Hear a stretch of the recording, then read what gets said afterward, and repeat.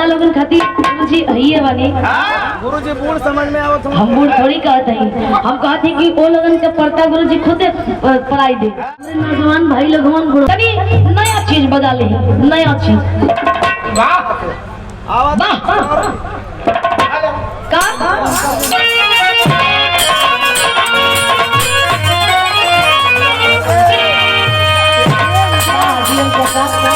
अच्छा मेरा ना आयरन जाता हो तू।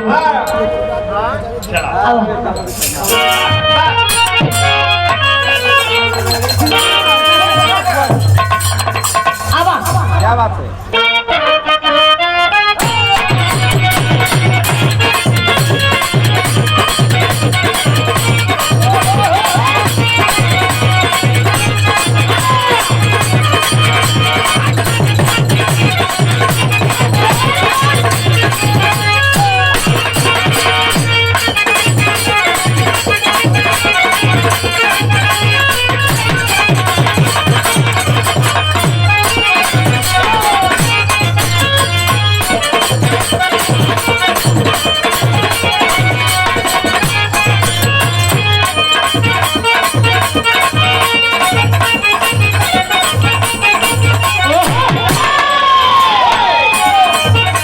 ये गर्मी के दिन में हमारे माता जी घर मोला गाना बजा दे।